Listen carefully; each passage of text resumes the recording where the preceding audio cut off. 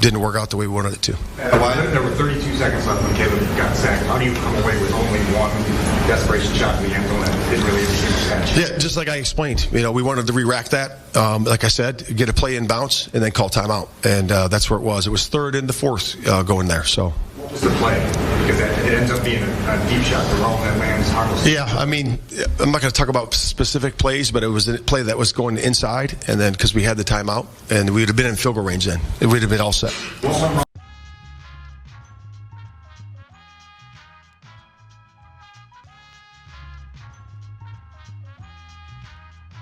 Ladies and gentlemen, welcome to the Price Check Sports Podcast, brought to you by the In The Zone Network, where we go city to city, state to state, worldwide. Getting back to our roots here, recording on a Saturday morning. Got some NFL news to hit on, of course, NBA Cup action to check in on. But first, major story out of the NFL the last couple days, aside from the actual on-the-field football. I guess this will tie into the on-the-field football. Bears head coach Matt Eberflus relieved of his duties here yesterday. It was absolutely a Black Friday for him. Definitely a dark day given how they wrapped up their Thanksgiving game on Thursday against the Lions. Matt Eberflus, of course, 14-32 overall record as the head coach of the Chicago Bears, 5-19 in one-score games. We saw the ill clock management or terrible mismanagement of the clock for him on Thursday. It's kind of the final straw there for the Bears before letting him go. Had a timeout left, I believe, roughly like 27 seconds left on the clock. They ran two plays, ultimately decided not to use that timeout, and then, of course, ran the clock out on themselves before they were able to use that timeout and try to get into the end zone to win the game. So, Eberflus is out as Bears coach. Who was the interim offensive coordinator. Thomas Brown is now the interim head coach. He has been the one responsible for getting Caleb Williams kind of back up to speed here, calling plays to try to highlight what he is best at. And it seems like he's getting the most out of Caleb right now. Of course, it's still a little bit of a struggle behind that offensive line, but all in all, Caleb's play has definitely been on the upswing here over the last couple weeks. We'll see if that can continue with Thomas Brown now at the helm. Now, all of that being said, kind of got to ask ourselves, this might be the most attractive head coaching job available, both right now and some of the teams that we anticipate becoming available. Of course, you got Bears, Jets, and Saints with head coaching openings right now. And you'll probably add the Jaguars to that. You may add the Cowboys to that. But when you talk about a team that has a pretty good young defense, they've got good skill players, they've got quarterback of the future, kind of has all the things that you need if you're, a coaching candidate there. So, if I'm the Bears, kind of the first guy that I'm looking at is a guy like Mike Vrabel, a guy who got it done with a lot less in Tennessee. Would love to see what he would be able to come and do, especially with that young defense.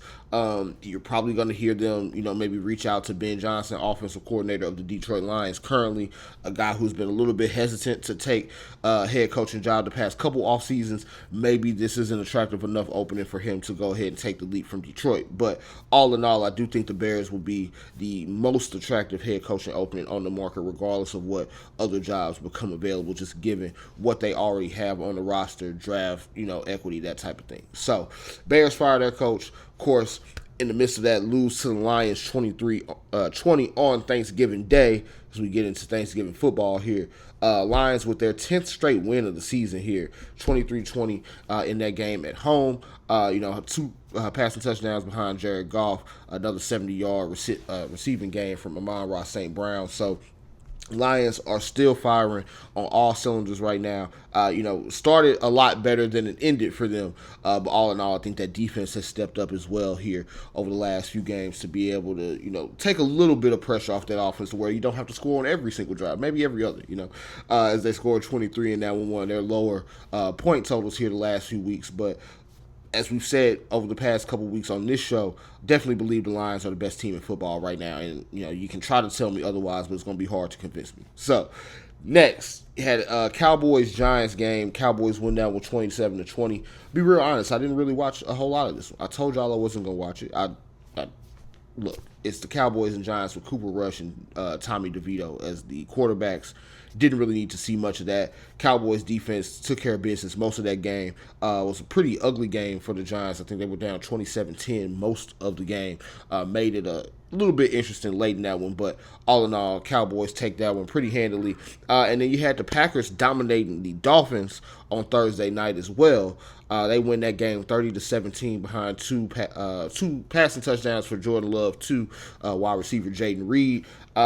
Packers starting around in form again as well, and with that win, Lions and Packers, we are now just a Vikings win away from our third straight week cashing that NFC North money line parlay that we've been invested in. So Packers, Lions take care of business. We just need the Vikings to handle business on Sunday against the Cardinals. Now, tough game for them. Of course, they're only 3.5-point favorites in that one at home, but let's hope they can get the job done. Now, and then, of course, Black Friday game yesterday, we had the Chiefs somehow getting another late close win 19-17 in this one.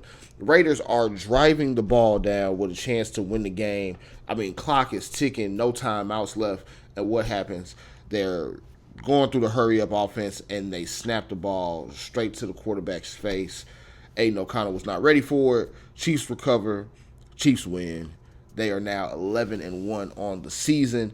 I don't know how many times they're going to keep getting lucky, keep escaping these games, but I think the closer we get to the playoffs, the more they're able to do this and kind of continue to bank wins, lock up that number one seed. You hope you can turn it on and really play your best two games in the divisional round and the conference championship before getting to yet another Super Bowl if you're Kansas City. So that does it, of course, for our Thursday, Friday combo, Thanksgiving and Black Friday games there. Looking ahead to Sunday, two games that are going to be pretty important as far as both playoff outcomes and just overall season outcomes for a couple teams.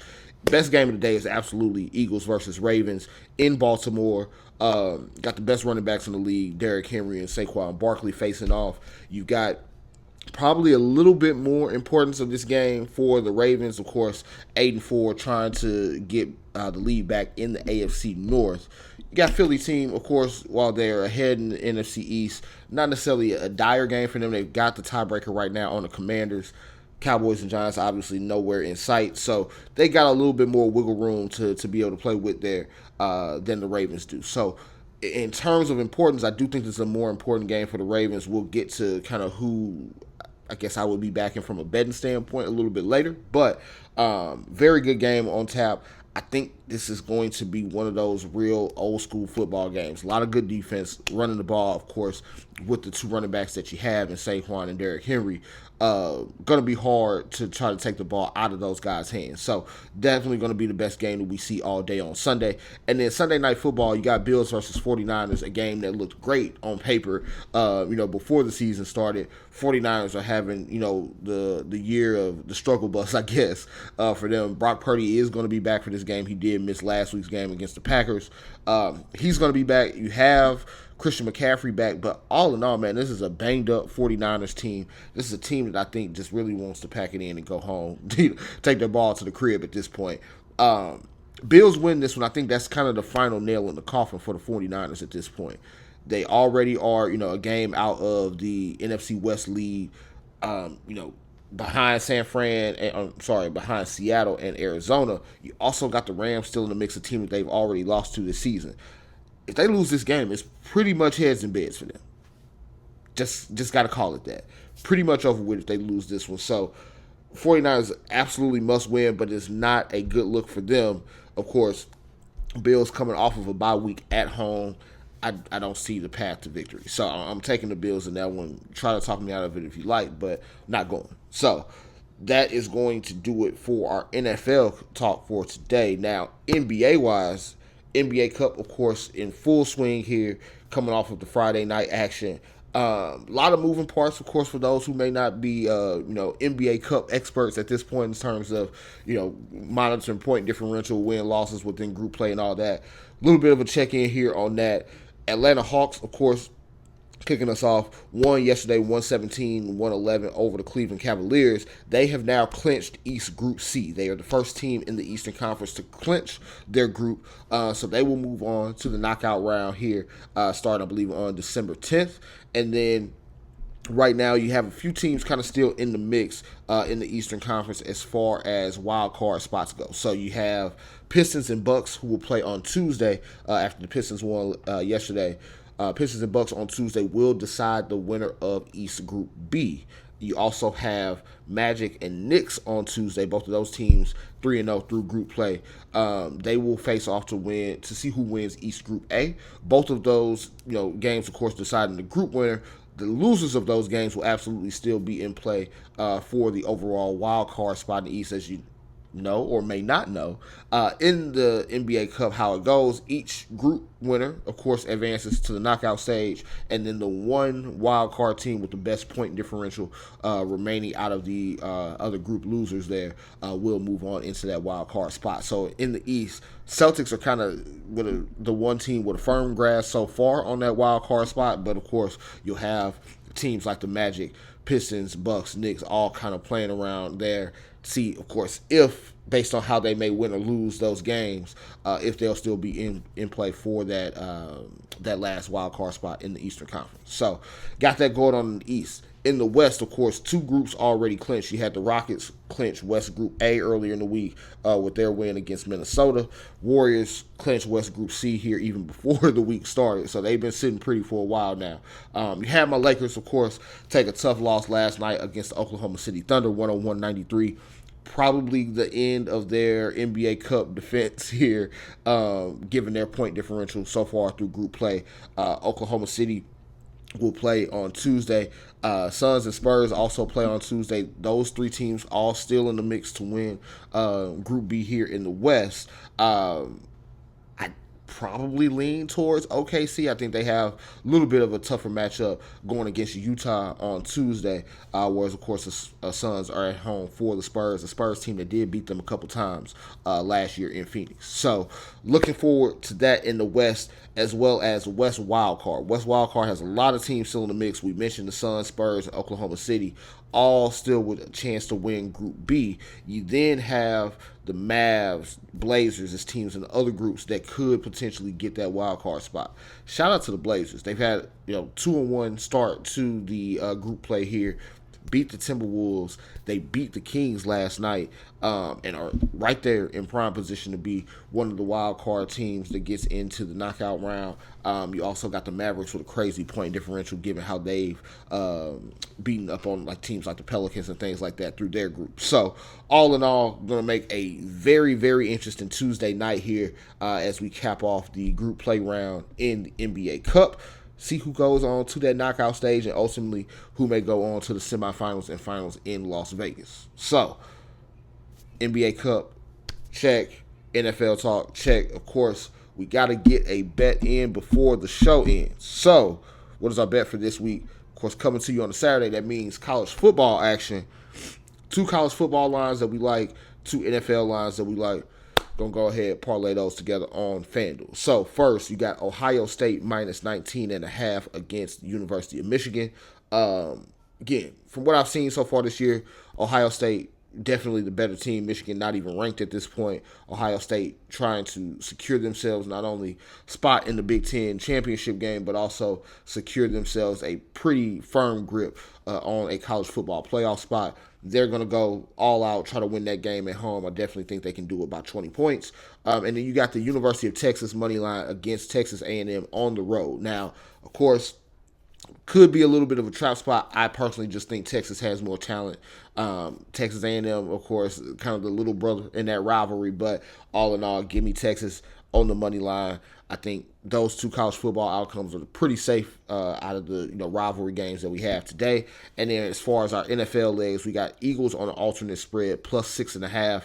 I do think this is going to be a 1-score game against Baltimore. Just gives you a little bit extra coverage in case Baltimore wins that one in a tight one. But give me the Eagles plus 6.5. And then last but not least, give me the Bills money line. I think it's over for the 49ers. If you go back and rewind the game tapes here, I did tell you. I told you. Before the season, this was shaping up to be one of those years from hell for San Francisco. Listen to me now. Believe me later on. That's all I'm going to say. Bills money line. You got Ohio State minus 19.5. Texas money line. Eagles plus 6.5. Bills money line gets you plus 470 on that parlay on FanDuel. That'll do it for today's show, ladies and gentlemen. Thank you for tuning in on YouTube. Thank you for continuing to follow us on all socials. The month of December is right around the corner. We are less than 24 hours away from the month of December. With that, coming up on Thursdays, we're getting back to it. Throwback Thursday on socials for NBA. We may even throw some NFL highlights in there as well. But y'all know how I give it up. Always got to show love to the players' performances that came in the years and decades before us. Got to honor the history of the game, so we're going to continue to do that with our Throwback Thursdays. They were only on TikTok. Of course, everything going on in the U.S., TikTok may not be around that much longer, so we'll drop those on Instagram as well. But definitely got to bring the Throwback Thursdays back. Educate the children, man. We got to, we can't have y'all out here saying stuff like Karl Anthony Towns is better than Shaq, just to give y'all a preview of what's to come. But thank you for tuning in. Thank you for subscribing. Thank you for following. Until next time, I am your host, Josh Price. Check it out.